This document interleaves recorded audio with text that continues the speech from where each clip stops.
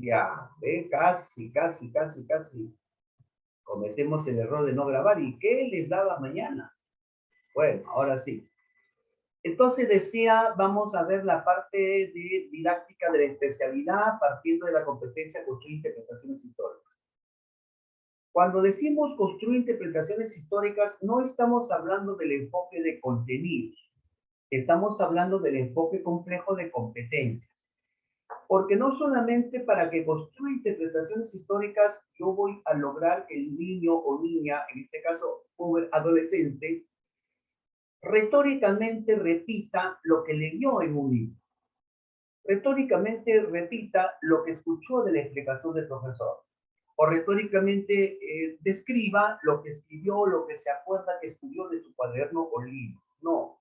Cuando nosotros hablamos de construir interpretaciones históricas, ¿es para qué? Para que el propio estudiante, después de haberse agenciado de la información de fuente y haber entendido que cada fuente tiene una percepción diferente, él coja la información, la haga suya, al hacer suya la información, utiliza las perspectivas que tiene y asume una posición crítica. Lo que nosotros buscamos con esta competencia es que el estudiante asuma una posición crítica. Mañana trabajamos sobre posición crítica, pero les adelanto. ¿Qué significa posición crítica? Significa que de lo que yo he leído de las fuentes, las interprete y sea objetivo frente al proceso histórico. Por el hecho de ser peruano, no voy a decir pues de que Perú tuvo buena decisión al enfrentarse al Chile en la guerra de Salitre, no. Como lector de historia, debo decir que fue un error. Y sustento porque fue un error. Eso es una posición crítica. No es una retórica de repetir la información. La posición crítica significa asumir una postura frente al hecho o fenómeno, pero la postura o percepción asumida, sostenida sobre argumentos. Y así, con esos argumentos, vamos a explicar las múltiples causas y consecuencias de los procesos históricos. Cuando uno construye una interpretación, generalmente tiene tres partes.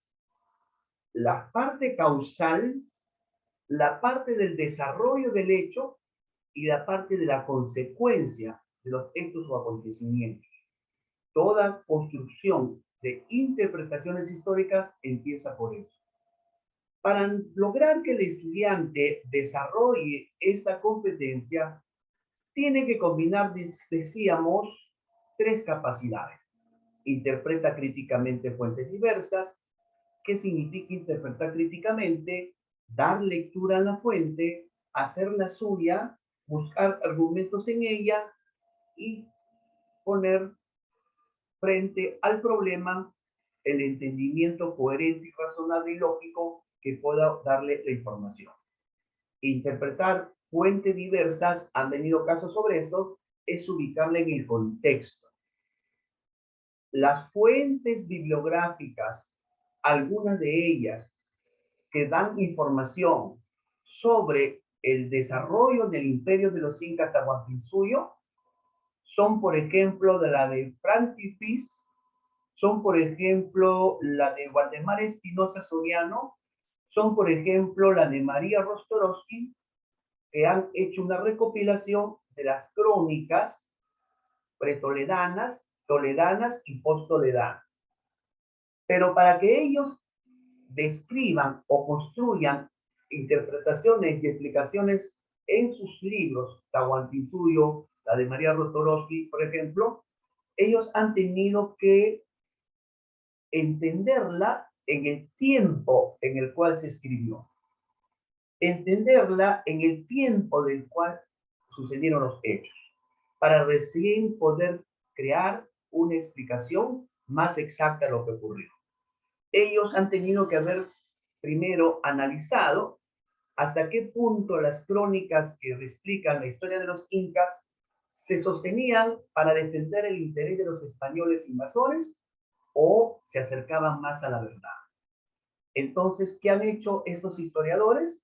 Lo ubican primero en su contexto, en el momento que ocurrieron los hechos, para poder entender el fenómeno, el hecho o el acontecimiento histórico. Cuando ellos lo ubican en el contexto, en el momento que ocurrió, en el lugar que ocurrió, su posición crítica tiene ya entonces una perspectiva particular. ¿Qué cosa es una perspectiva? Dentro del temario está, por ejemplo, perspectiva histórica. La perspectiva es la posición, el adelantarte, el analizar a cierta distancia. Cuando más te alejas o más te acercas, hay un cambio de interpretación de la historia. La perspectiva particular es la interpretación, la posición que el historiador, en este caso nuestros estudiantes que van a construir interpretaciones, asume frente al hecho. Pero también antes de, al igual que las ubicamos en el contexto, tenemos que ubicarlas en el tiempo, utilizando unidades temporales. ¿Qué son las unidades temporales? El conjunto de tiempo diferenciado uno a otro por su duración. Una unidad de tiempo es un día, una unidad de tiempo es un sexenio, una unidad de tiempo es un quinquenio, una unidad de tiempo es un decenio, etc. Una vez que ya el estudiante ha interpretado críticamente las fuentes, ha comprendido el tiempo histórico, ahora le toca elaborar explicaciones. Primero, partiendo de las causas, jerarquizadas unas a otras, como por ejemplo causas principales, causas secundarias, causas internas, causas externas, causas globales o causas particulares.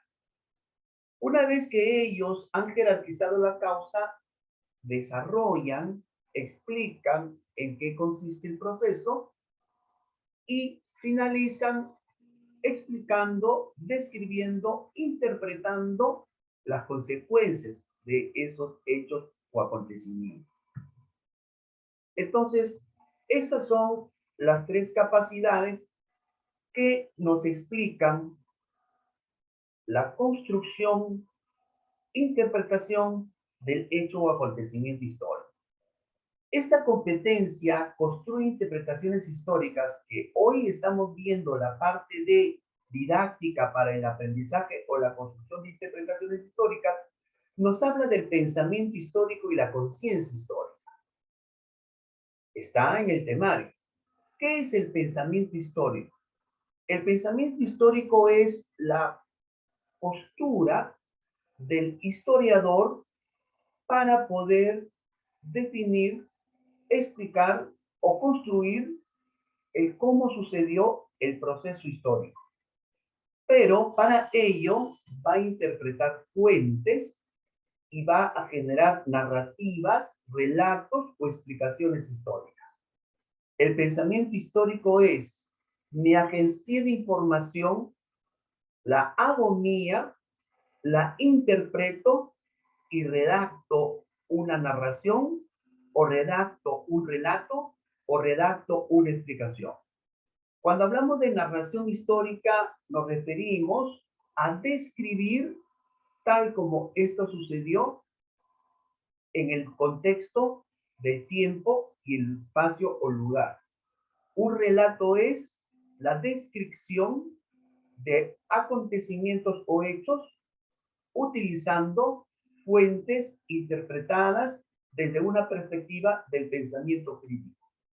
Y una explicación histórica es el conjunto de relatos sobre un acontecimiento o un proceso histórico. También nos habla en el temario sobre conciencia histórica. Cuando hablamos de conciencia histórica nos referimos al resultado de la identidad que yo pueda tener con mi grupo social, con mi grupo cultural, con mi espacio geográfico en relación a los acontecimientos que ahí ocurrieron. A través de la conciencia histórica se fortalece la identidad. A través de la conciencia histórica asumimos una postura frente a los hechos. A través de la conciencia histórica reconocemos que somos parte de un desarrollo evolutivo temporal, no solamente en la localidad donde vivo, sino también en el mundo. Otro aspecto importante en cuanto al pensamiento histórico es que este resulta producto de la interpretación histórica. La interpretación histórica es la posición objetiva que uno asume frente a la información que recoge de las fuentes históricas. Como le explicaba hace un tiempo, hay una crónica española que señala lo siguiente, que los incas tenían costumbres aberrantes, pues se casaban entre hermanos que formaban parte de la misma comunidad. Esa es la interpretación que le ha dado el español que escribió en esos tiempos. Pero ya en este tiempo contemporáneo, ¿cómo se interpreta eso? Se interpreta de que, si bien es cierto, se hablaba de hermanas como matrimonio, eran hermanas de pueblo, eran hermanas de cultura. Cada uno interpreta la historia a partir de fuentes, pero estas tienen que ser contextualizadas. El pensamiento histórico no solamente es el resultado de la interpretación, sino de la imaginación histórica, de la perspectiva. Como consecuencia de eso, nos permite entender la historia desde la postura de donde ésta ocurrió. Así, de esta manera, se construyen las narraciones históricas. Estas narraciones históricas son explicaciones de causas, de intenciones, de proceso, de consecuencia, y nos va generando y nos va alimentando una identidad, un reconocer quién fuimos, un reconocer quién somos, un reconocer qué podemos ser más adelante. Eso se resume como conciencia histórica temporal.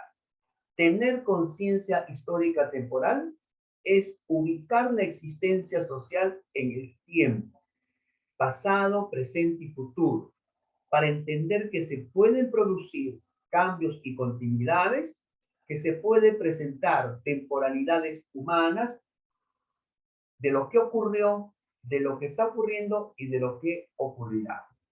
Otro aspecto importante también que está en el temario es en cuanto al problema de investigación y la hipótesis. Han venido casos sobre hipótesis. En inicial hemos revisado también los exámenes y hay casos sobre hipótesis.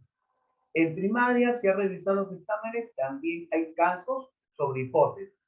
Y en el caso de secundaria también, y hoy día vamos a ver alguna de ellas. La hipótesis y el problema de investigación.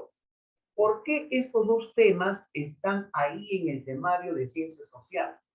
Porque se sobreentiende que nuestra área se encarga de reconstruir los hechos, procesos, acontecimientos, fenómenos coyunturales o estructurales. Pero para eso hay que acercarnos objetivamente a lo que ocurrió. Para acercarnos objetivamente a lo que ocurrió, necesitamos desarrollar una investigación. Y desarrollar una investigación implica resolver una situación que no se conoce. Y resolver una situación que no se conoce es resolver un problema de investigación.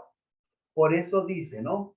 Un problema de investigación es aquello que se desea explicar a partir de la tarea del investigador, a partir de la tarea del historiador, a partir de la tarea del docente, cuando presenta o propone a los estudiantes de secundaria la problematización en la sesión de clase, el reto desafío en la experiencia de aprendizaje o la situación significativa problemática en la programación anual del área.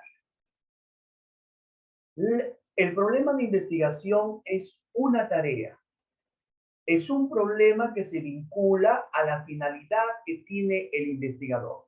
En este caso, por ejemplo, nosotros, como maestros, ¿qué finalidad tenemos?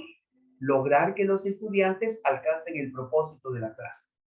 Para que los estudiantes alcancen el propósito de la clase, ¿qué necesitamos? Necesitamos que resuelvan el problema. Ese problema, esa problematización, ese conflicto cognitivo, eso que todavía el estudiante aún no sabe, eso es llevado al aula y es asumido como un problema que debe ser resuelto a producto de la indagación. Por eso cuando me pregunten, investigar, por eso cuando me pregunten, ¿cuál es el proceso pedagógico que da inicio a la indagación de un trabajo en el área? Es, por ejemplo, la problematización. Cuando nosotros planteamos el problema a los estudiantes, les pedimos también que infieran, propongan, predigan cuál podría ser el resultado, cuál podría ser la solución.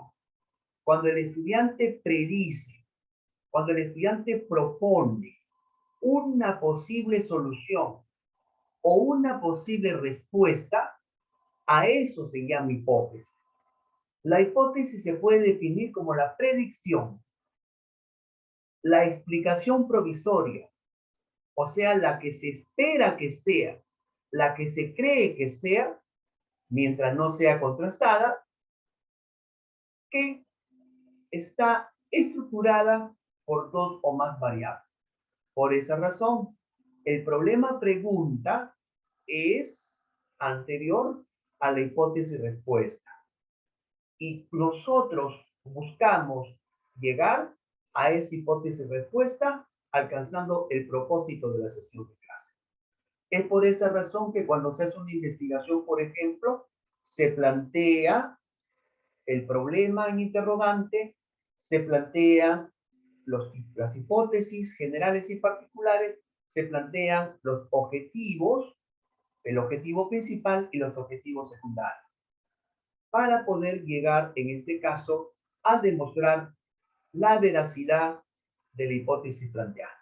Entonces, colegas, también vamos a ver una casuística del examen de ciencias sociales, donde nos evalúan cómo podemos identificar una hipótesis frente a un hecho, proceso o acontecimiento histórico. Vamos a ver el caso. De acuerdo a lo que nosotros estamos explicando, queremos que lo que estamos aquí repasando y aclarando y explicando sea inmediatamente aplicado a un caso que vino en el examen de ciencias sociales. Por ejemplo, este caso de acá. Estamos analizando. En la sesión anterior, los estudiantes han utilizado diversas fuentes para explicar las causas de la expansión territorial de la República Romana. En esta sesión, el docente les presenta el siguiente problema. ¿Ve? Es lo que el maestro ha puesto. Ha colocado un problema de investigación para el nivel de capacidad que tiene nuestro estudiante, la problematización. ¿Cuál ha sido la problematización planteada en esa sesión de clase? El maestro lo hace como pregunta.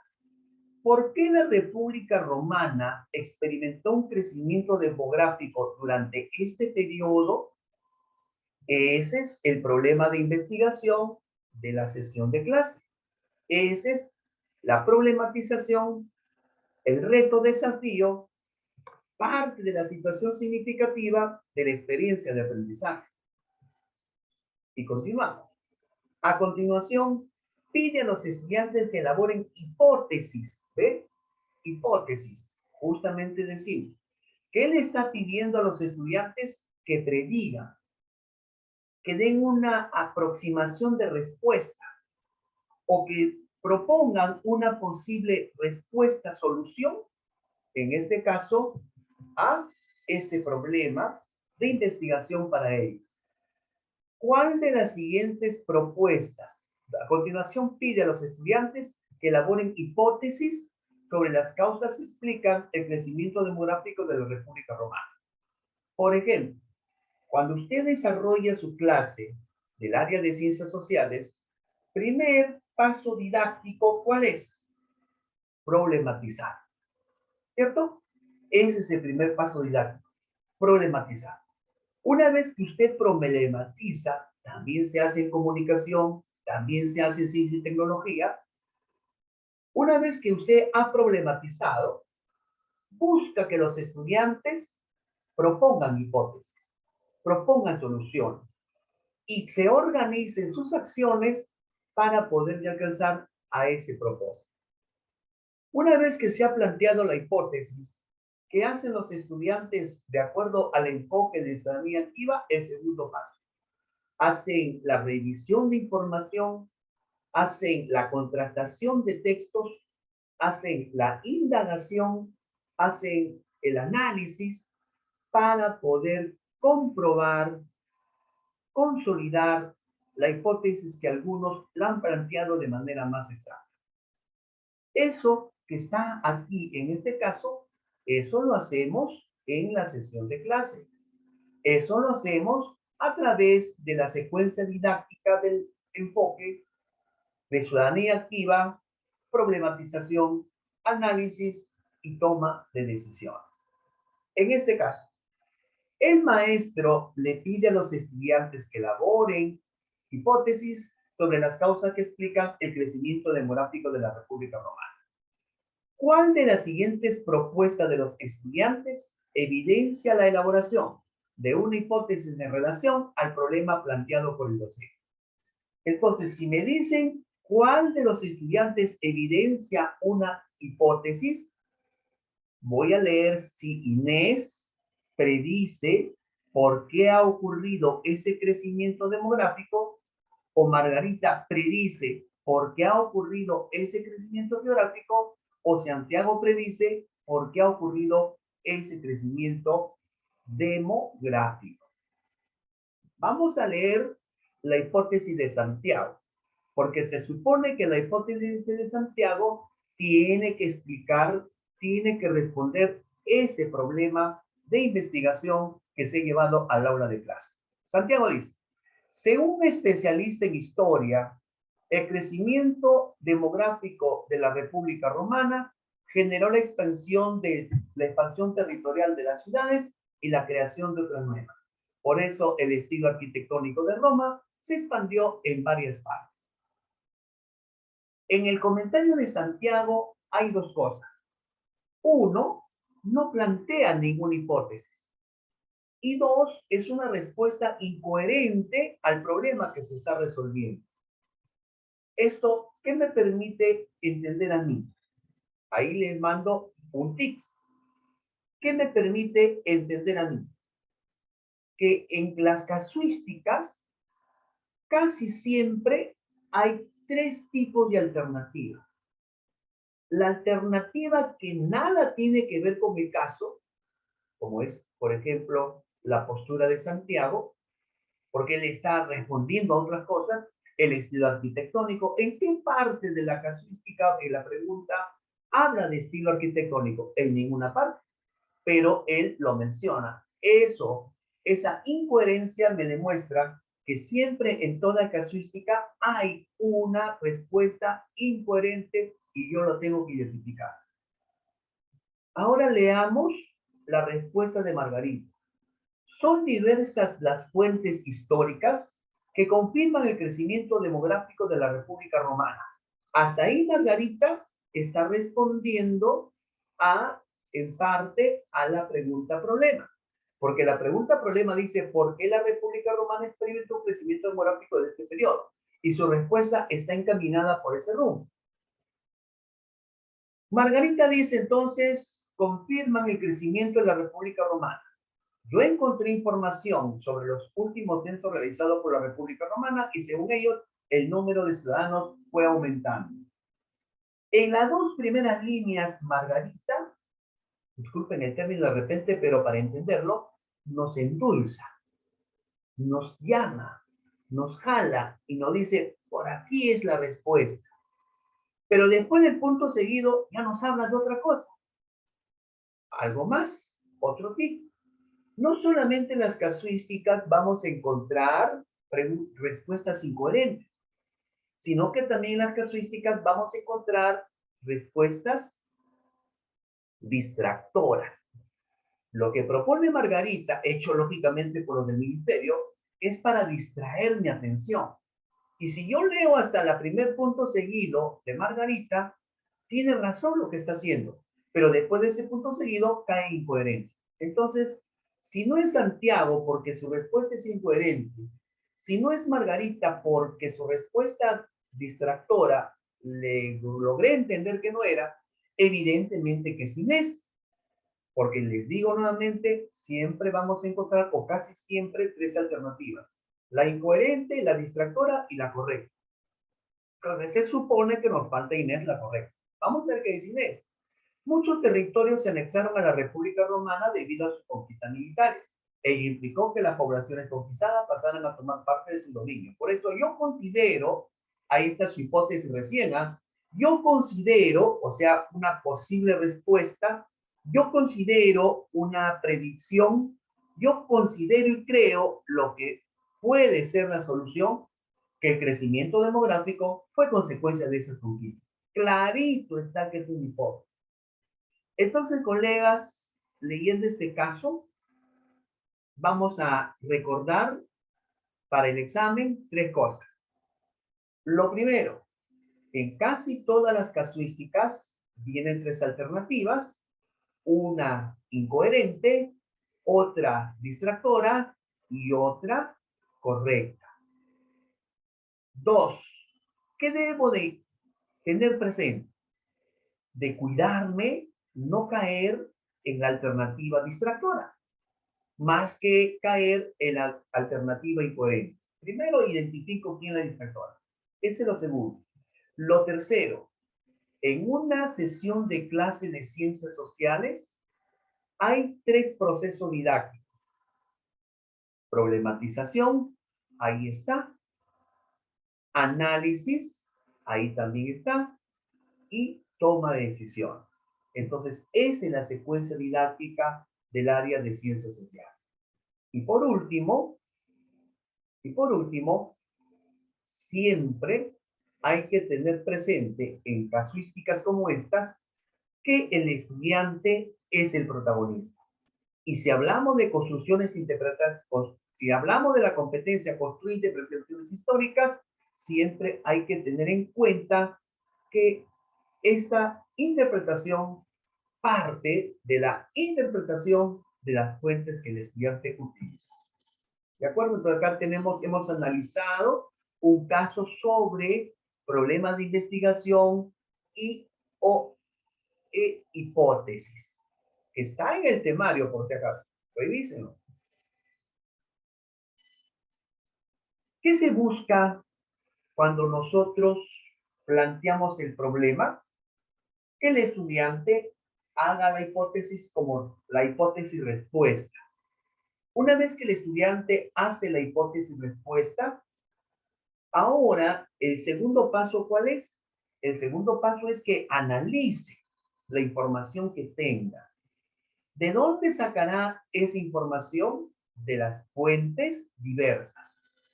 ¿Cuáles son esas fuentes diversas? Las directas o indirectas. ¿A qué se llama directas? Aquella que es de primera mano. ¿A qué se llama indirectas? A aquellas que ya han sido trabajadas, manoseadas, abordadas con una perspectiva no propia de lo que ha ocurrido. Por ejemplo, una cosa es que yo me vaya al museo a ver la forma de los cráneos deformados Paracas, fuente directa, y otra cosa es que yo vea en una colección de imágenes cómo se deformaban los cráneos Paracas, fuente indirecta. Entonces, ¿qué implica interpretar críticamente fuentes diversas? Implica revisar fuentes de diferentes clases y tipos, directa, indirecta, material, oral, escrita, antroposomática, lingüística, etnológica. Pero para que el estudiante lo interprete, él tiene que haber aprendido en teoría que hay que reconocer la diversidad de fuentes. Y hay que reconocer que cada fuente tiene una diferente utilidad. ¿Por qué tiene una diferente utilidad?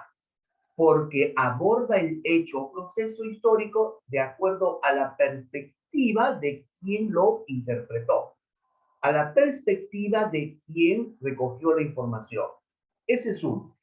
Lo segundo es que el estudiante debe de saberlas ubicar en el contexto. Ubicar en el contexto significa mi forma de entender, ponerla en esos tiempos. Por ejemplo, en esos tiempos prehispánicos e hispánicos en la colonia y virreinato, era costumbre que las personas de nuestro país, cobrizos americanos, se deformen el cráneo. Si nosotros interpretamos esa información pensando en nuestro contexto, diremos que eso pues era una salvajada cultural.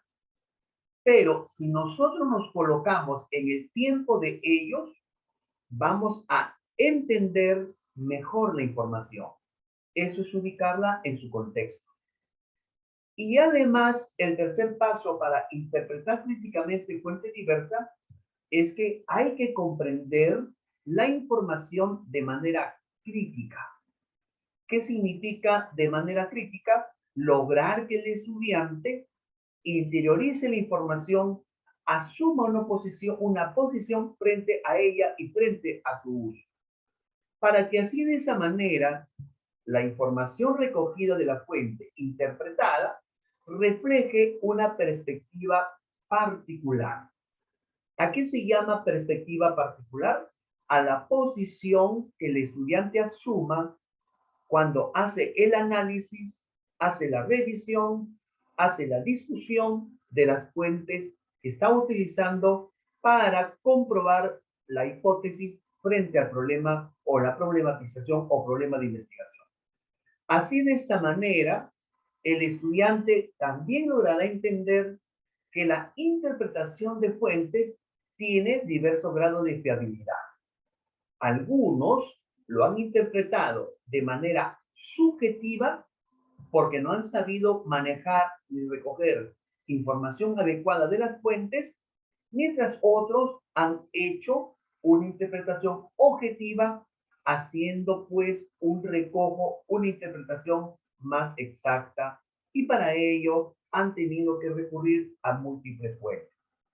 Este concepto, esta respuesta es del Ministerio de Educación publicada en el año 2016, página 45 MINED. ¿Ya? Entonces, esa es la respuesta. Todo eso es lo que nosotros tenemos que hacer para poder reconstruir o construir interpretaciones históricas. Lograr que el estudiante entienda esos 4 aspectos de toda fuente. Vamos a otra pregunta, otro caso. Estamos revisando, tratando de relacionar la teoría con la parte de casos. Lógicamente que yo he seleccionado casos que ya hemos trabajado y algunos no. ¿Cuál es la idea? Encontrar esa relación y coherencia para que quede claro. Ya mañana empezamos a resolver otros casos. Mañana mi intención es llegar a 20 y así pues prepararnos mejor. Danixa, tenías una inquietud.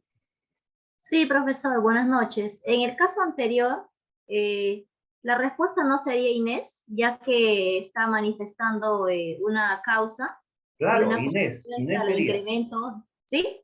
Claro. ¿Por qué? Porque la hipótesis de ella es, yo considero que el crecimiento demográfico fue una consecuencia de esas conquistas. Ay, ok, profesor, gracias. Solo Claro. quería confirmar. Sí, sí, Muy sí. amable. Inés es la que plantea la hipótesis. Bien, a ver, el propósito del docente es que los estudiantes interpreten fuentes históricas relacionadas con el proceso de evangelización en el virreinato del Perú durante el siglo XVI. ¿Ya? Interpreten fuentes históricas relacionadas con el proceso de evangelización en el virreinato del Perú durante el siglo XVI. Una de las fuentes que han seleccionado es, a ver, está tapando un ratito, está tapando esto, no me deja ver. Ese cuadrito rojo, y ahora sí. Es el Confesionario para curas de indios, escrito en castellano, quechua y aymara. y publicado por el Tercer Concilio Provincial de Lima en 1585. ¿Cuál de las siguientes actividades es más adecuada para que los estudiantes contextualicen la fuente presentada? Aquí el término lo hemos revisado. Contextualizar. Contextualizar implica ubicar a la fuente en el tiempo que fue elaborada, preparada, construida en relación a lo que queremos nosotros saber. Ese es contextualizar. No entenderla desde este tiempo que estamos viviendo, sino entenderla de su propio tiempo. Entonces, ¿cómo usted descubre la respuesta de contextualización? Cuando se hace una descripción de ese tiempo y evidentemente articulado a la fuente que se está tratando.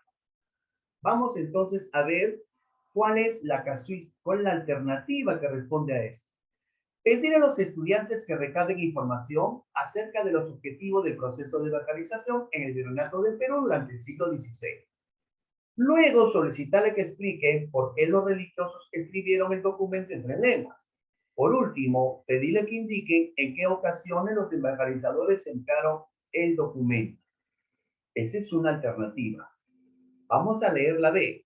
Pedir a los estudiantes que busquen otros textos publicados en lenguas originales en el Virreinato del Perú durante el siglo XVI. Luego solicitarle que clasifiquen estos textos a partir del tema que trata. Por último, pedirle que señale qué proporción del número total de textos son religiosos.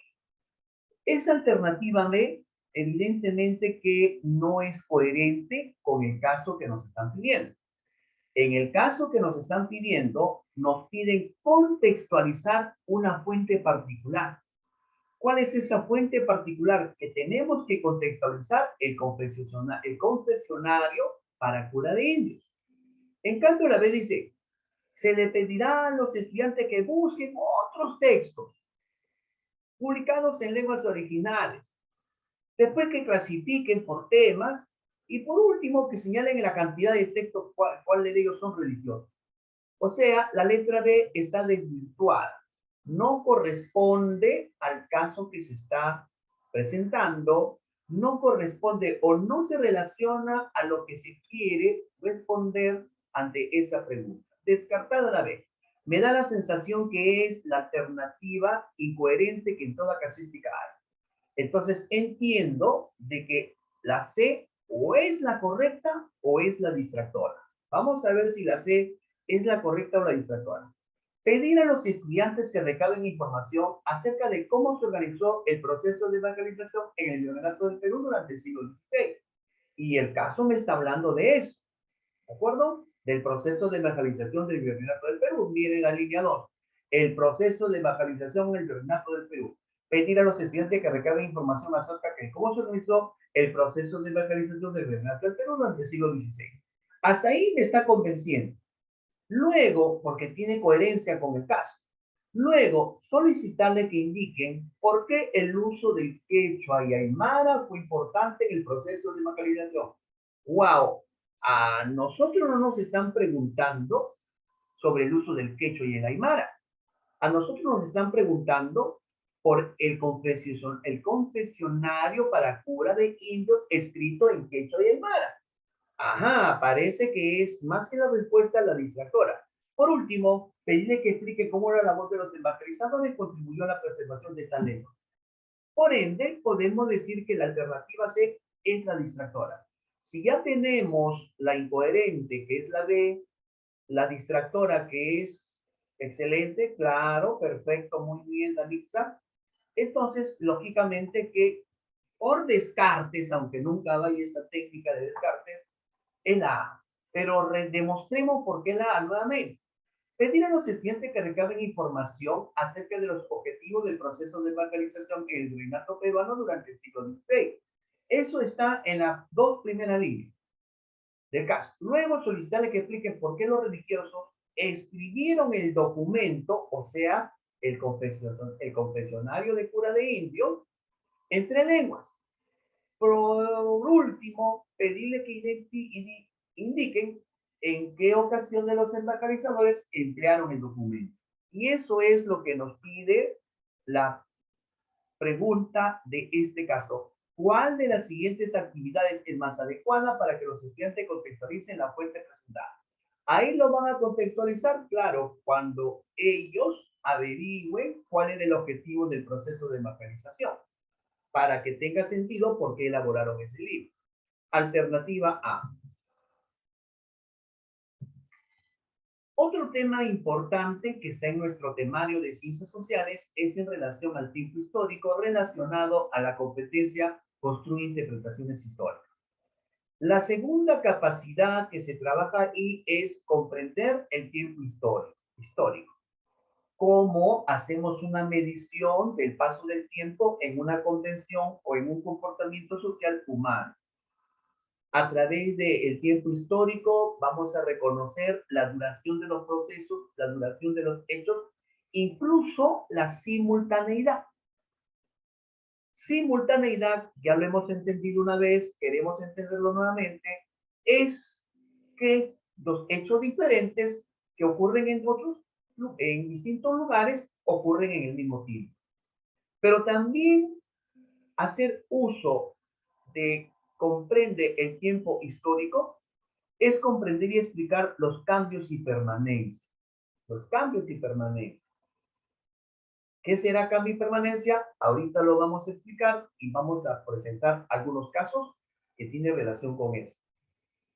Cambios y permanencia que se dan en los hechos y procesos históricos. Hecho y proceso. Hecho, proceso, fenómeno histórico. ¿Qué es un hecho? Un acontecimiento ocurrido. La suma de hechos que me da un proceso histórico. Pero también la capacidad del tiempo es comprender los procesos históricos que se dan en distintos ritmos y en distintas duraciones. Además, tenemos que comprender qué cosa es el tiempo cronológico y qué cosa es el tiempo histórico. Porque en función a esos dos tipos de tiempo, cronológico e histórico, vamos a interpretar mejor la fuente. Para que una fuente sea contextualizada en el tiempo, debe de ubicarse a partir de la comprensión temporal, ya sea por medio de la simultaneidad, las secuencias, los cambios, las permanencias, y así se hará una mejor interpretación de la historia. Y todos esos términos vienen en el temario que estamos desarrollando. Simultaneidad, secuencialidad, cambio, permanencia, ritmo, duración. Y eso lo vamos a ver más adelante. Decíamos, si de repente por ahí nos viene una casuística, el tiempo cronológico y el tiempo histórico. Ambos son para poder ubicar la duración, el momento en que se dio el hecho, acontecimiento, fenómeno, proceso que estamos investigando. El tiempo es el periodo que dura una acción, que dura un hecho, un fenómeno o un acontecimiento. El tiempo puede ser de dos tipos, tiempo histórico y tiempo cronológico. El tiempo cronológico se mide a través de relojes o calendarios. 60 segundos un minuto, 60 minutos una hora y otras más. 5 años un lustro, 10 años una década, 100 años 10 décadas un siglo, 1000 años 10 décadas, 10 siglos un milenio. Esa es una medición a través del tiempo cronológico. Pero también hay un tiempo histórico. Este tiempo histórico es determinado por la duración del acontecimiento, la duración del hecho, la duración del fenómeno. Puede ser larga duración, periodo prolongado, donde hay una continuidad, corta duración en un momento dado, efímero, ruptura, consecuencias. Un periodo largo, por ejemplo, el poblamiento de América. Si nosotros vemos los descubrimientos de Brasil, hay restos de presencia, antrópica con 200 años de antigüedad, pero también hay elementos arqueológicos en América del Norte con 12.000 años de antigüedad. Eso quiere decir que el poblamiento de América se ha dado en un tiempo histórico de larga duración. Gracias a esta medición de tiempo histórico por la duración de los hechos, se ha podido subdividir la historia del hombre en periodos, etapas y subetapas. Por ejemplo, se ha podido dividir la historia de la humanidad en dos periodos, la prehistoria y la historia. Y a su vez, la prehistoria se ha dividido en tres etapas, paleolítico, neolítico y la edad de los metales, la anterior también llamada edad de piedra. ¿Por qué la prehistoria se ha prolongado de esa manera? Porque ha tenido una característica de muchos años de duración. ¿Cuál ha sido esa característica? Que, por ejemplo, no tenían escritura, no elaboraban cerámica para demostrar su sedentarismo y tampoco tenían la capacidad para construir ciudades o centros urbanos. Cuando en el tiempo histórico se construye la primera ciudad más antigua del mundo, Ur, y después Jericó, cuando en el mundo se inventa la primera escritura, la escritura cuneiforme mesopotámica caldeo-asiria, ahí marca el fin de un periodo llamado prehistoria y empieza otro periodo llamado historia de la civilización. Entonces, ese tiempo histórico ha sido desarrollado, segmentado de esa manera por la duración del proceso, que las características que tenía no podía determinarse su fin. Ya cuando estamos en la historia de las civilizaciones, que parte del descubrimiento de la escritura, ya empiezan las edades de la historia propiamente dicha, edad antigua, edad media, edad moderna, edad contemporánea. Esas edades divididas de esa manera están propuestas desde el enfoque positivista, pero también hay otra forma de subdividir la historia desde el enfoque materialista. Desde el enfoque materialista, la edad antigua vendría a ser el esclavismo, la edad media vendría a ser el feudalismo, la edad moderna el capitalismo y la edad contemporánea el capitalismo imperialista industrial. ¿De acuerdo? Esas subdivisiones de la historia lo hacen considerando el tiempo de duración. Todo el tiempo que duró el esclavismo, edad antigua. Todo el tiempo que duró y lógicamente las prolongaciones que hubo, edad media, el feudalismo. Todo el tiempo que duró el predominio de la burguesía capitalista comercial, la edad moderna. Y la edad contemporánea, donde hay el dominio del capitalismo industrial. A ver, ¿qué más nos piden tener en cuenta? Está en el temario, todo lo que estamos haciendo está en el temario, estamos repasando, recordando, refrescando y sabiendo aplicar. Son, por ejemplo, en relación a la capacidad de manejo del tiempo, las secuencias temporales, la simultaneidad y el cambio y permanencia. Eso lo tenemos que manejar bien. La secuencia temporal es una actividad a través de la cual le pedimos a los estudiantes ordenar las acciones o hechos ocurridos, por ejemplo, en un proceso. Puede ser como con dibujitos, puede ser con pequeños textos, puede ser con fichas, o a partir de una lectura ellos organizar los hechos que han sucedido. Por ejemplo, ¿no? Si yo le coloco varios textos sobre la guerra con Chile, entonces ellos lo van a tener disperso y yo le voy a pedir que le den un orden secuencial. Para darle un orden secuencial, ellos pueden utilizar como referencia el año, el tiempo que duró, o como referencia el lugar, el espacio donde se desarrolló.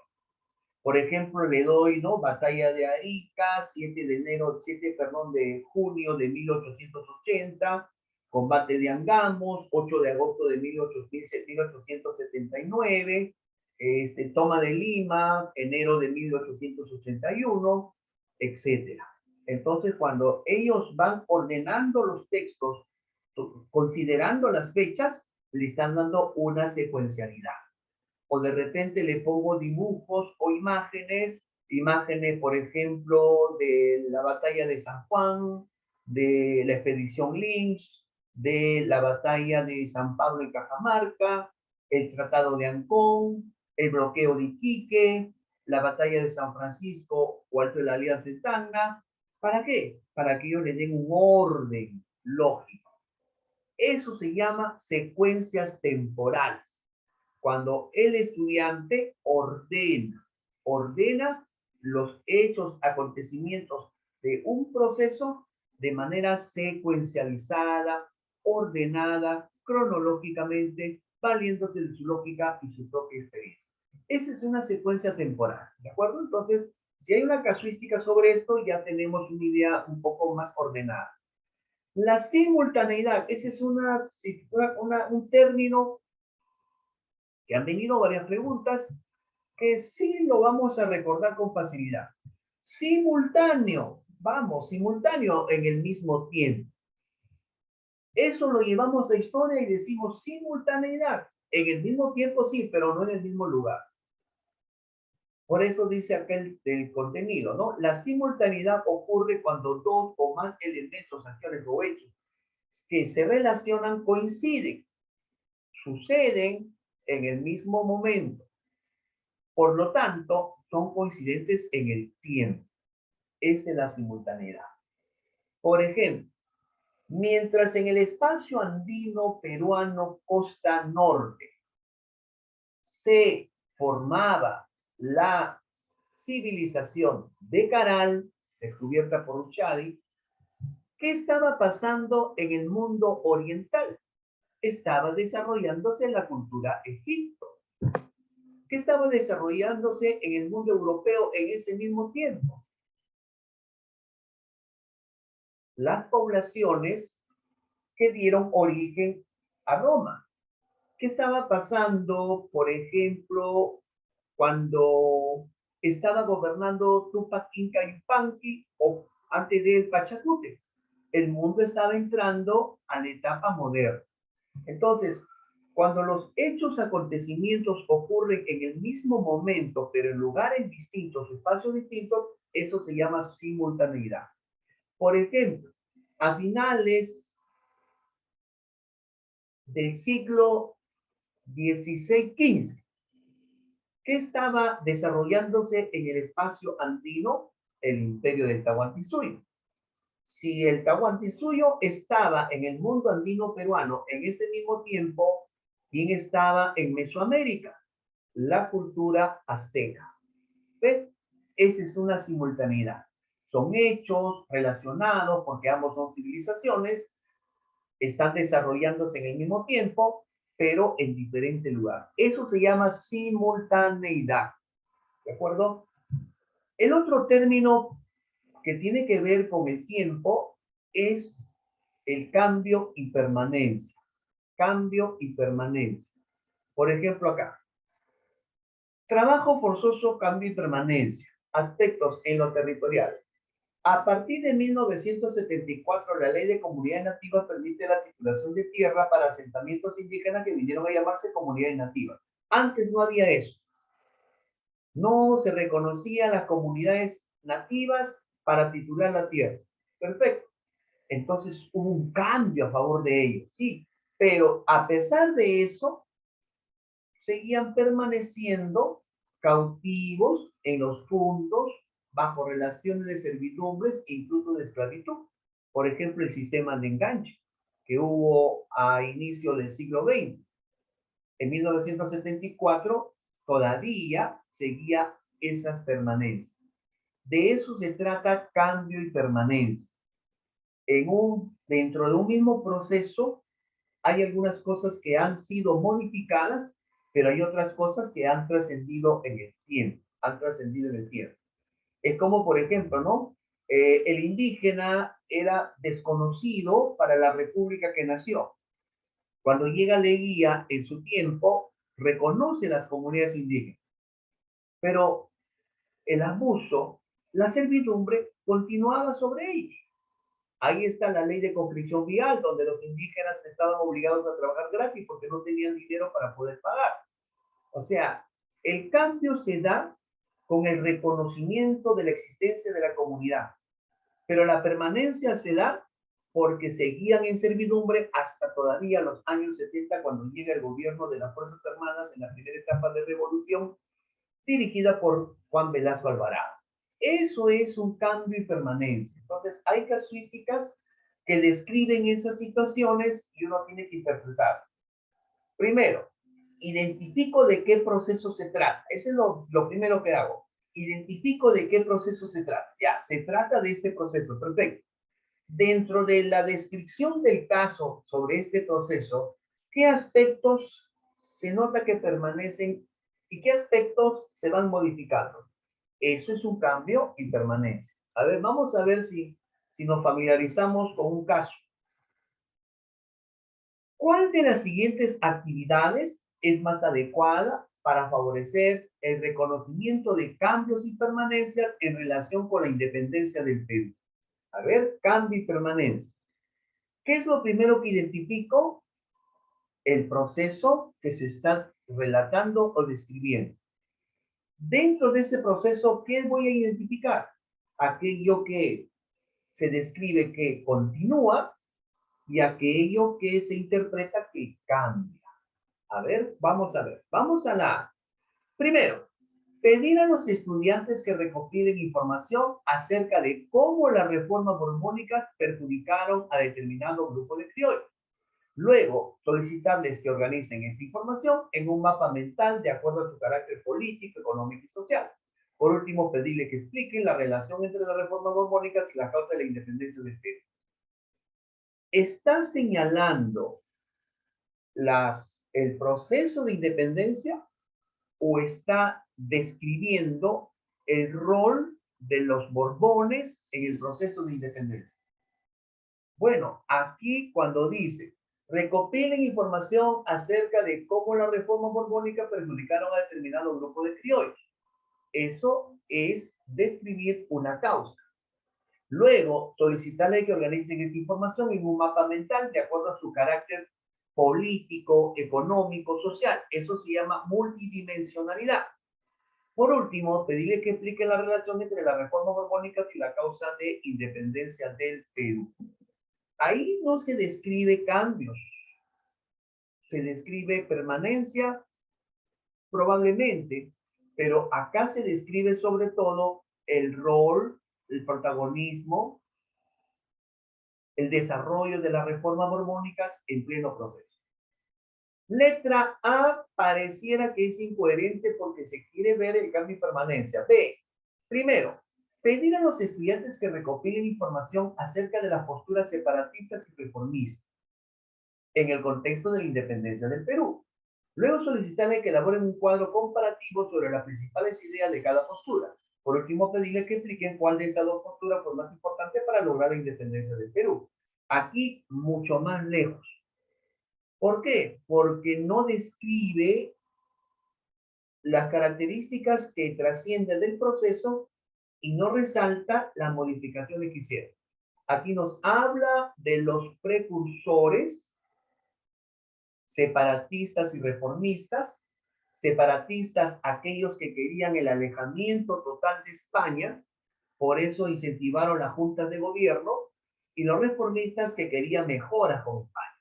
Los más principales separatistas son Juan Pablo Vizcarra Guzmán, el jesuita, Francisco de Miranda, el neogranadino, y también José de la Ribagüero, que publicó la 21 Causas para la Independencia Peruana, ¿no? Ellos eran los separatistas. Los reformistas, ahí tenemos a Hipólito Unanue, José Baquija Ricarrillo, Toribio Rodríguez de Mendoza. De eso nos están hablando de los precursores, pero no nos están marcando las diferencias y continuidades que hubo. A ver, vamos por acá en la letra C. Pedir a los estudiantes que recopilen información acerca de la organización política de las últimas décadas del siglo XVIII, sobre organización política, pero también del siglo XIX en el Perú. Luego, solicitarles que ordenen esta información en un cuadro de doble entrada. Por último, pedirle que señalen los aspectos que diferencian a un periodo respecto al otro. ¿Por qué un cuadro de doble entrada? Porque ahí vamos a comprobar, vamos a comparar lo uno con lo otro. Cuando hagamos la comparación, van a haber coincidencias, pero también van a haber diferencias, porque son dos momentos distintos. En la B también nos piden elaborar un cuadro, pero cuadro para las ideas de cada postura. Si son dos posturas, lógicamente que van a haber dos ideas distintas, pero estas ideas distintas permanecen en el tiempo y no cambian, siguen siendo distintas, claro.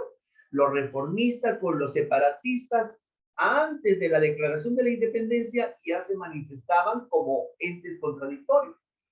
Ya cuando llega la república, siguen pugnando por el poder. Ya cuando llega el militarismo, continúan con el poder, ¿no? Separatistas, reformistas, los debates que había. Eso no cambió, eso permaneció. En cambio, la C hay un cambio. ¿Por qué? Porque si usted revisa la organización política del siglo XVIII comparado del siglo XIX, ¿qué es lo que permanece? La figura de autoridad. ¿Qué es lo que permanece? La figura de una organización. Pero ¿qué es lo que cambia? ¿Quiénes la dirigen?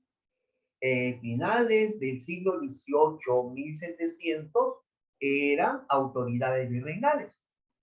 Y en las últimas décadas del siglo XIX eran autoridades peruanas. Pero las autoridades continúan en funciones, pero quienes eran esas autoridades habían cambiado. Por eso es la C. El tip acá, ¿cuál es? Que ustedes identifiquen en cualquiera de las tres alternativas la descripción de un proceso comparado en función a cambios o continuidades que pueda tener. Vamos a ver entonces, esta es una pregunta, un caso también de examen. Otro. A ver, vamos a ver qué concepto del temario se está abordando aquí. Como parte de una actividad que aborda el rol de las mujeres en la historia del Perú, y luego de haber investigado en diversas fuentes, un estudiante elaboró el siguiente texto. Existen evidencias para afirmar que, en la época prehispánica, algunas mujeres ocuparon cargos políticos muy importantes. Claro, la señora de Cao, la primera autoridad femenina moche en la historia del Perú. Así lo demuestran los hallazgos arqueológicos relacionados con la llamada Dama de Cao, una antigua gobernante de la cultura mochica, y las referencias documentales sobre las capullanas de Piura, mujeres nobles de la cultura tayán en el norte del actual Perú, que podían heredar el título de curaca y ejercerlo. Durante el periodo colonial y parte del periodo republicano, siglo XIX y primera mitad del siglo XX, la mujer estuvo subordinada a la autoridad del varón, lo que limitó su posibilidad de ejercer cargos políticos. A partir de la segunda mitad del siglo XX, la mujer fue ganando lugar en el espacio político. Por ejemplo, a través de la ley de 1955, que le otorgó el derecho al voto en las naciones nacionales. En la actualidad, es posible ver mujeres ocupando cargos importantes en el sector público y en el privado. ¿Cuál de los siguientes aprendizajes se evidencia en el texto elaborado por el estudiante? Reconocimiento de sucesión causal de hechos a lo largo del tiempo, reconocimiento de cambios y permanencia de un fenómeno histórico, reconocimiento de diferentes ritmos cambios en un proceso histórico. A ver, ¿será proceso o será fenómeno? ¿Cuándo es proceso? Cuando hay una sucesión de hechos diferentes que van a traer una consecuencia de cambio profundo en el desarrollo de una sociedad. ¿Y a qué se llama fenómeno? Al hecho que puede ser realizado en un contexto reducido o puede ser protagonizado por un agente del Estado, territorio o país. Acá, por ejemplo, en este caso, se está desarrollando, explicando, describiendo el rol de las mujeres en la historia del Perú. O sea, lo que estaba dándonos en la lectura es una explicación del rol ejercido de la mujer desde la mitad, desde los 500 años después de Cristo hasta la actualidad. O sea, en ninguna parte de la historia la mujer ha dejado de ejercer rol. En ningún momento de la historia la mujer ha dejado de asumir roles o liderazgos no permanentes, pero siempre ha habido un protagonismo de ellos. Entonces, aquí, ¿cuál sería la respuesta? El rol permanente de la mujer a lo largo de la historia peruana. ¿De acuerdo? Pero ese rol asumido no ha sido igual durante todo ese tiempo. Desde que empezó la explicación hasta donde ha terminado la explicación, me están describiendo el rol de la mujer en la sociedad, en la historia del Perú. Entonces, ese rol nunca se perdió. Lo que me dice esta lectura es que ese rol nunca se perdió. Pero, si bien es cierto, nunca se perdió, el rol, según me describe la lectura, no es igual en todos los tiempos. Entonces, si el rol fue a lo largo del desarrollo de la historia de esta descripción, eso se llama permanencia. Pero si el rol no ha sido el mismo a lo largo de los años, eso se llama cambio.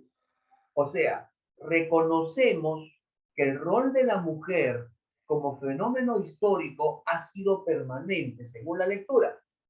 Pero esa permanencia no ha sido igual siempre. Ha tenido cambios. Eso es una de las habilidades que el estudiante debe de tener para poder hacer una construcción de la interpretación de nuestra historia. A ver, otro caso más que viene en el examen también. Todos los casos que estoy presentando son casos que ya en algunas sesiones hemos revisado, pero ahora me interesa es que ustedes lo relacionen ahí con los temas que viene en el temario de didáctica de la especialidad. Dice así. A ver, Danix, ¿a qué se refiere? ¿Al caso anterior? A ver, vamos a ver el caso anterior. Claro, el reconocimiento de cambios y permanencias en un fenómeno histórico. La permanencia en la lectura es el rol de la mujer. Esa es la permanencia. Y el cambio es en cuanto a el tipo de actividad o derecho que ella tenía. Es la letra B. Ahora sí, gracias Danixa por su participación. Otro ejemplo. Durante una sesión de aprendizaje, una docente presentó a los estudiantes un conjunto de imágenes representativas del patrimonio cultural de la cultura paraca. Algunos estudiantes se mostraron interesados en las tradiciones funerarias paracas. Por ello, la docente les preguntó lo siguiente: como mis estudiantes están interesados, como los estudiantes están interesados en las tradiciones funerarias, entonces les voy a preguntar lo siguiente. A ver, ¿cómo enterramos hoy día a nuestros muertos? ¿Los paracas enterraban a sus muertos como se hace actualmente? ¿Qué diferencias encuentras entre sus costumbres funerarias y las nuestras? Está clarísimo eso, ¿ah? Si el propósito de la docente es favorecer la comprensión del tiempo histórico, ¿cuál de los siguientes desempeños se busca promover a partir de las preguntas planteadas? El cambio de permanencia, el reconocimiento de diferentes dimensiones, la identificación de los ritmos de cambio en la historia. ¿De qué se está hablando ahí? A ver, analicemos. ¿Cómo cómo enterramos hoy en día a nuestros muertos? ¿Los paracas enterraban a sus muertos como se hace actualmente? ¿Qué nos está diciendo? Que desde hace mucho tiempo se entierran a los muertos. Hasta el día de hoy se entierran también a los muertos. Y además afirma, las costumbres funerarias que había, también hay costumbres funerarias ahora. En pocas palabras, en la forma de cómo enterrar, la práctica funeraria no es de ahora. La práctica funeraria, la forma de enterrar es de antaño, hasta la actualidad. Entonces, siempre los peruanos hemos enterrado a nuestros muertos desde el primer enterramiento de Lauricocha en Huánuco hasta la actualidad, teniendo como referencia Paracas 500 años después de Cristo hasta la actualidad. Entonces, esa costumbre funeraria no ha cambiado en la sociedad peruana. Si no ha cambiado, o sea, ¿qué ha pasado? Ha permanecido como fenómeno histórico. Pero no se enterraban de la misma forma. A lo largo del desarrollo de nuestras culturas, han habido distintas formas de enterramiento. Los lauricocha de Huánuco, por ejemplo, cercenaban las piernas de sus difuntos porque creían que ellos volverían del otro mundo y para que no salgan a molestar a los vivos, estaban sin piernas. Si usted revisa la historia, por ejemplo, de Chilca, el hombre de Chilca, ellos enterraban a sus muertos amarrados en estacas para que no salgan a molestar.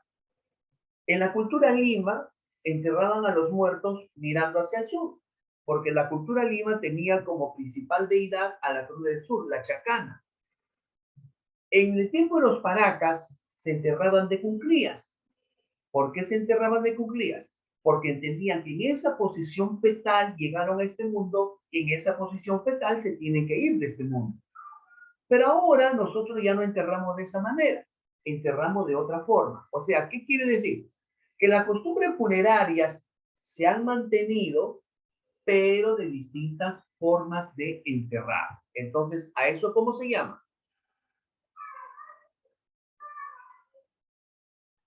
¿A eso cómo se llama? Ajá, la forma de enterrar los muertos del pasado es la permanencia y como los enterramos ahora es la permanencia. Claro, la costumbre funeraria se ha mantenido, pero no se han enterrado durante todos estos años de la misma manera. O sea, ahí ha habido un cambio permanente. ¿Listo? Profesor, ¿y por qué no podría ser reconocer diferentes dimensiones de un proceso histórico? Cuando me hablan de dimensiones, me hablan de aspectos. Aspecto político, aspecto económico, aspecto cultural, aspecto social, aspecto ambiental. En el caso no se habla nada de aspectos. El único aspecto que se habla es el aspecto cultural, pero nada del aspecto social, nada del aspecto político, nada del aspecto económico. ¿Alguna dimensión se está citando en este fenómeno? Sí, la dimensión cultural, pero no hay otras. Entonces, no es la B, es la letra A. Vamos a continuar a ver una más sobre esos tres conceptos que hemos trabajado. Como parte de una de las actividades, un equipo de estudiantes está compartiendo sus hallazgos a partir de la revisión de diversas fuentes. En ese contexto, 3 estudiantes realizan comentarios al respecto. ¿Cuál de los siguientes estudiantes evidencia en su comentario el establecimiento de una relación de simultaneidad histórica? Ah, simultaneidad. A ver, ¿qué cosa era eso? Retrocedamos. Ya, la simultaneidad es cuando ocurren dos o más acciones en el mismo tiempo, en el mismo momento, coinciden en el tiempo, pero en diferente lugar. Muy bien, habiendo recordado ¿Cuál sería ahí la respuesta? Vamos a leer el caso. ¿Cuál de los siguientes estudiantes evidencia en su comentario el establecimiento de una relación de simultaneidad histórica?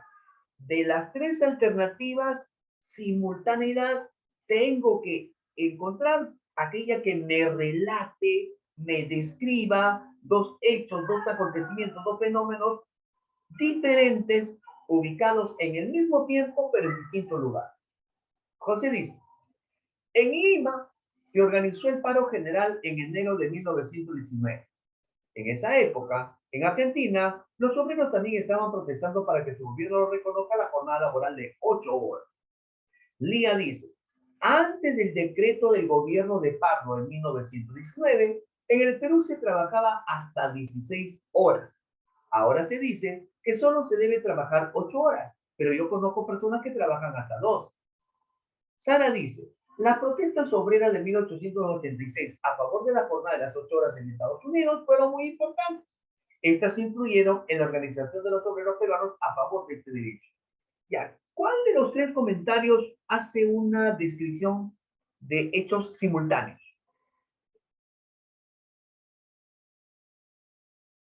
Hechos simultáneos. Profe, ¿cómo hechos simultáneos? Dos hechos ocurridos en el mismo tiempo, pero en distintos lugares.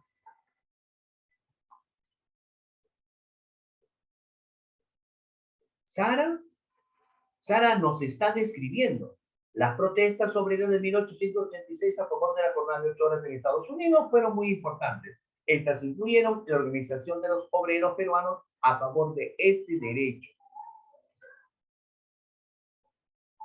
Lía dice, antes del decreto del gobierno de Pardo del 19, el Perú se trabajaba hasta 16 horas. Ahora se dice que solamente trabajar 8, pero yo conozco personas que trabajan hasta 12.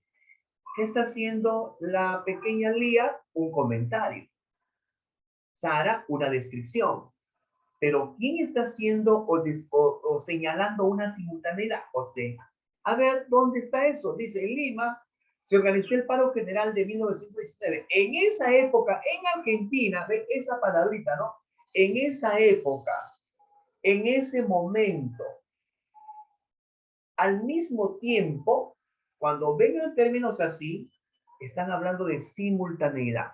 Los obreros de Argentina también estaban reclamando sobre la jornada de beneficio para los obreros. Claro, puede llamarse también suceso paralelo. Gracias, colega. Listo. ¿Qué más hay en el temario? En el temario hay estos tres términos también. ¿Ya? Estamos resolviendo todo lo que es el temario. Tres términos además de esto.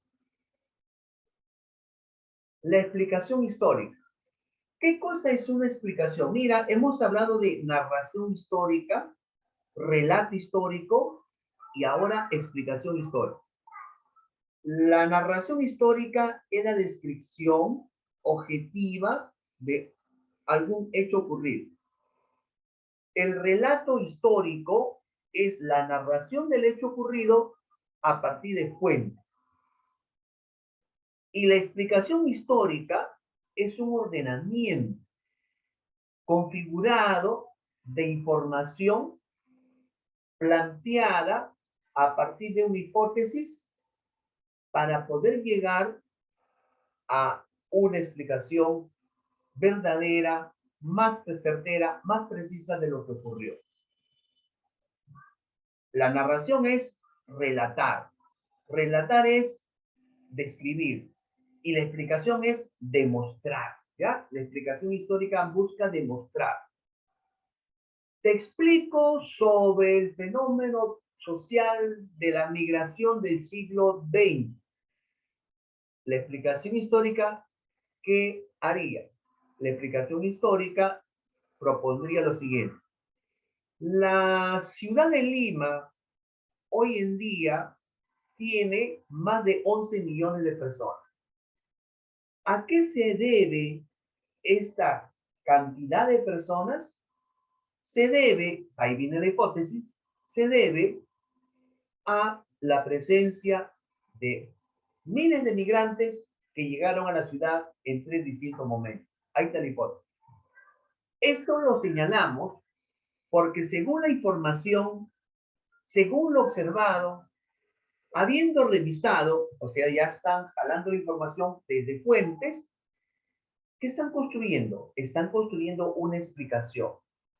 La explicación se construye a partir del recojo de información de la fuente relacionada a la hipótesis y al acontecimiento ocurrido.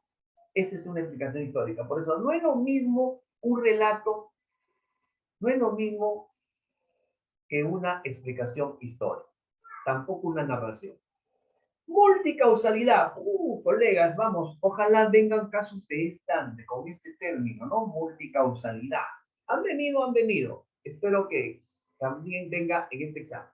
Mañana vamos a revisar, no se olvide, casuística del examen de ascenso del año pasado, que es el examen más actual que el Ministerio ha tomado en los últimos años, ¿no?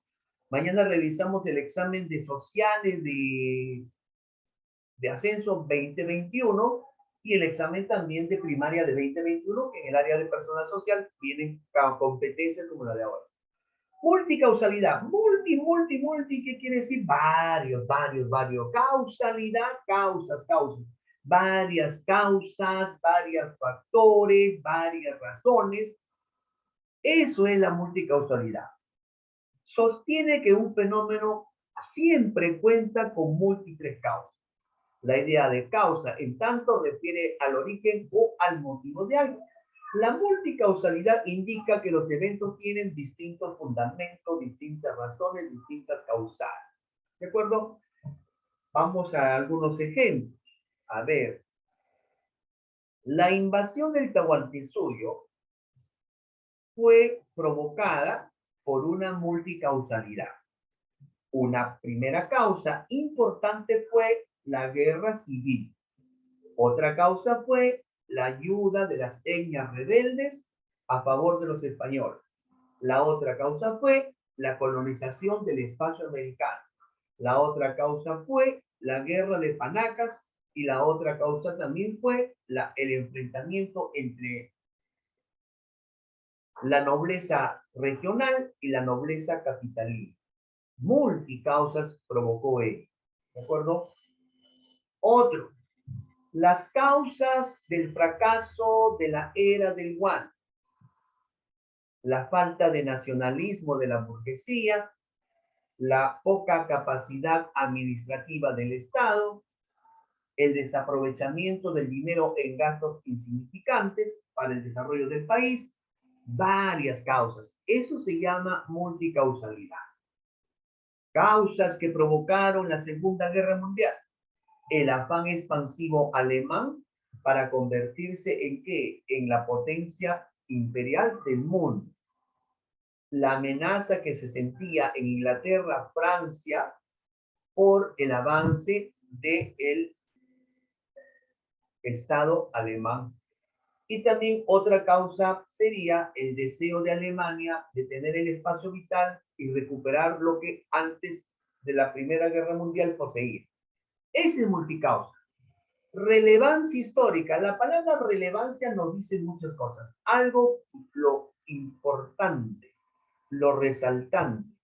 Implica preguntarnos qué y quién del pasado vale la pena ser recordado y estudiado, tomando en cuenta que no podemos estudiar ni todo ni a todo. Por ejemplo, relevancia histórica en nuestra historia peruana es la era del yuan, en la prosperidad falaz, la gran oportunidad perdida. Son relevancias históricas, porque no supimos aprovechar en su momento. La era del guano, la era del salitre, la era del caucho, la era de la harina de pescado. No supimos aprovechar. ¿Es relevante esos hechos, esos acontecimientos? Por supuesto que son relevantes. Relevante es el evento, persona, proceso que tuvo profundas consecuencias para mucha gente durante un largo periodo de tiempo. Fuertes consecuencias. Por ejemplo, relevancia histórica también ha tenido el sistema de enganches y correrías en la época del caucho, en la época de la República Aristocrática. Los enganchados eran un sistema de explotación y de servicio a consecuencia de la deuda que tenía el enganchado con su patrón. Y las correrías era un sistema de captación de mano de obra barata, gratuita, esclavizada de los nativos en la Amazonía para la explotación de caucho. Son relevancias históricas. Relevancia histórica también fue la caída de Alberto Piña Fujimori, porque se puso fin a un periodo de dictadura, un periodo de corrupción, un periodo pues de falta de democracia. Es relevante porque pudimos recuperar el escenario de un Estado más libre y democrático, ¿no? Relevancia histórica. Vamos a ver. Un grupo de estudiantes del siglo VI, primer año de secundaria, ha elaborado el siguiente organizador gráfico. ¿Ya? Ellos han ordenado este organizador. Este también vino así en el examen. Guerra civil entre Huáscar y Atahualpa. Apoyo de algunos grupos indígenas de los españoles. Superioridad militar de los españoles. Eso equivale a conquista del Tahuantinsuyo. Y la conquista del Tahuantinsuyo, ¿qué provocó? La disminución de la población indígena, la difusión de la religión cristiana. Este esquema, ¿qué grafica? Al hacer una interpretación histórica, ¿qué grafica? ¿Qué nos está señalando? La distinción entre causas estructurales y coyunturales de un proceso histórico, coyuntural y estructural, el reconocimiento de cambios y continuidades, el reconocimiento de cambios y continuidades de un proceso histórico o la identificación de la multicausalidad de un proceso histórico. Cambio y continuidad o cambio y permanencia no se ve ahí. Lo que se ve son factores, razones, causas del por qué cayó el imperio de los incas, ¿no? Por eso la alternativa correcta es la C. Ojo, lo que estoy haciendo, la intención de esta noche es lograr que usted ya consolide esa relación que existe entre la casuística que viene en el examen nuestro y la teoría. Otros términos que también viene en el temario de ciencias sociales, la causa de la... Ajá, excelente, Danix. Otros términos también que vienen en el temario de ciencias sociales, y hay que revisarlo y hay que darle vuelta y nuevamente recordarlo, es la perspectiva histórica y es la multidimensionalidad. Que, ojo, que la multidimensionalidad no solamente se responde a esta competencia construir interpretaciones históricas, sino que también está vinculada a la competencia gestiona responsablemente el espacio del ambiente. ¿Qué es una perspectiva? Una postura, una posición, una mirada a lo que vaya a pasar, una mirada, una opinión de lo que ha pasado también. Y acá lo dice la información. Implica, en cualquier caso, la necesidad de que exista una cierta distancia temporal entre el historiador y el acontecimiento histórico, de tal manera que se pueda recopilar todos los datos necesarios, no solo para narrar los hechos, sino sobre todo para explicarlos. Una perspectiva. Yo espero encontrar y demostrar que esto ocurrió, perspectiva histórica. Yo considero de que hay que esperar algunos años más para poder entender el fenómeno que está ocurriendo. Es una perspectiva histórica. Hay que esperar unos años más para poder recién decir si el gobierno tal es o no fue el mejor. Perspectiva. Multidimensionalidad puede entenderse de distintas formas, pero en general se refiere a todo aquello que tiene varias dimensiones. Es decir, que puede involucrar muchos aspectos. Ocurrido el hecho, ¿qué está provocando? Provocando cambios en la sociedad, cambios en la dinámica de la economía, cambios en el ambiente, cambios en la cultura. Cuando nosotros buscamos explicar un hecho, fenómeno o proceso, considerando diferentes aspectos, a eso se llama multidimensionalidad. Por ejemplo, el proceso de migración durante el siglo XX. ¿Qué factores han determinado ese proceso migratorio y qué consecuencias ha traído. Por ejemplo, desde la perspectiva de la dimensión social, el migrante y su historia en el siglo XX. Desde la perspectiva de la dimensión económica, se generaron más puestos de trabajo. Desde la dimensión cultural, apareció una fusión cultura urbana-rural. Desde el punto de vista político, los migrantes han llegado a estas alturas del año al poder. ¿Ven? Eso se llama hacer un análisis, hacer una explicación, entender que las cosas que ocurren en la historia se debe a diferentes factores, a diferentes dimensiones. A ver, vamos a ver si lo ubicamos en el tiempo. Los estudiantes llevaron a la sesión de aprendizaje noticias sobre problemáticas ambientales y territoriales en el Perú. Durante la presentación, uno de los estudiantes comentó lo siguiente: yo encontré una noticia acerca del incendio que se produjo en una de las áreas de un humedal en el sur de Lima, o sea, ese es que está en Chorrillos, los pantanos de Irí.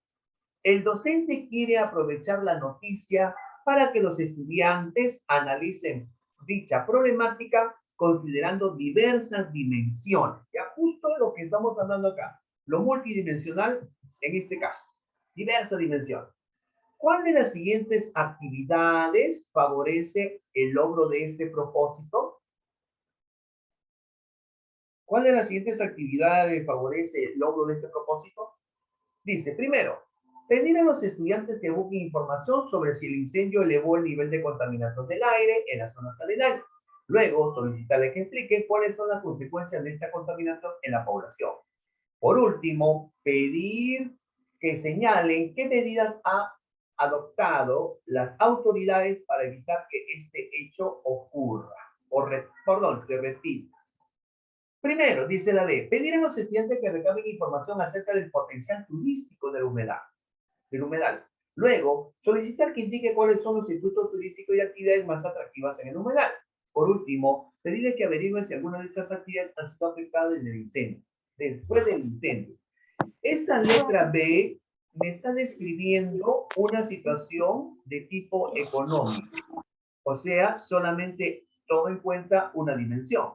Vamos a ver qué dice la C.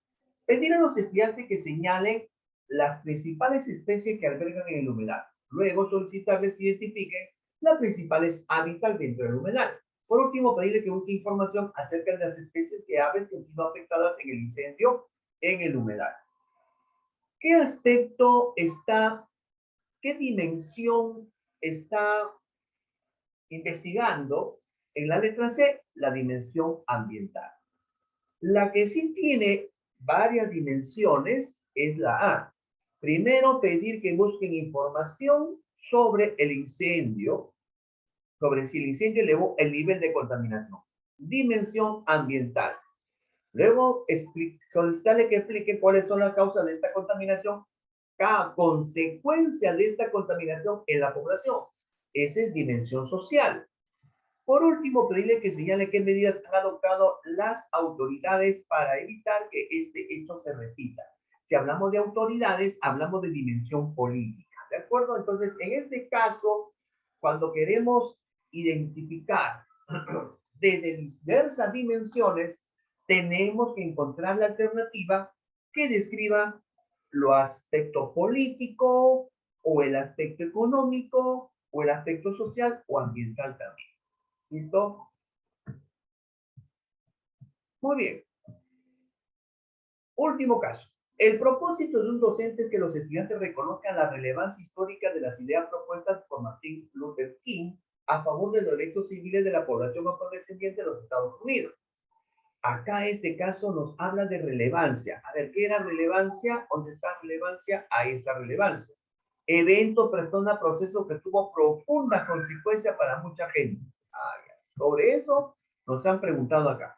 ¿Cuál de las siguientes actividades es más adecuada para alcanzar el propósito planteado? ¿Cómo le demostramos a los estudiantes que Luther King tiene relevancia en la historia de los Estados Unidos? Pedir a los estudiantes que busquen información sobre los postulados de Martin Luther King contra el segregacionismo de los Estados Unidos en los años 60. Luego solicitarle que describan el liderazgo que ejerció en algunos movimientos sociales. Por último, pedirle que expliquen cómo sus ideas han influido en los movimientos sociales de la actualidad. Bueno, si sus ideas han influido, quiere decir que ha trascendido. Y si ha trascendido, es porque ha sido muy importante su presencia en esos años. Su liderazgo se ha enraizado en los movimientos sociales de la época y en los movimientos sociales de la actualidad. Parece que es la A. Vamos a la B. Pedir a los estudiantes que busquen información sobre los movimientos sociales a favor de los derechos civiles en América Latina. Que ubiquen en una línea de tiempo y identifiquen los movimientos sociales latinoamericanos que coinciden temporalmente con el movimiento social que lideró Martin King. Nada que ver con el caso. Pedir a los estudiantes que busquen información acerca de la situación de la población afrodescendiente durante las décadas 50 y 60. Solicitarles que identifiquen los casos más mediáticos. Esta alternativa no tiene nada que ver, es la alternativa incoherente. Por último, pedirle que expliquen cómo dicho contexto influyó en los postulados de Martin Luther King a favor de los derechos civiles. ¿Cuál de las tres, esta es parte de la serie, cuál de las tres resalta más la importancia, la trascendencia, la influencia de Martin Luther King? Sumada las tres, nos da igual a una relevancia histórica. Lógicamente que la letra A. Perfecto, colegas. Muy bien. Bueno, aquí nos quedamos. Vamos a quedarnos aquí para continuar el día de mañana. Para continuar el día de mañana, los espero a las 7 de la noche. Vamos a explicar sobre el pensamiento crítico y el enfoque también del área, y vamos a trabajar los contenidos disciplinarios. Mañana trabajamos el desarrollo del hombre desde su origen hasta, pasando por el sedentarismo, hasta la primera civilización. Gracias, nos vemos. Permiso.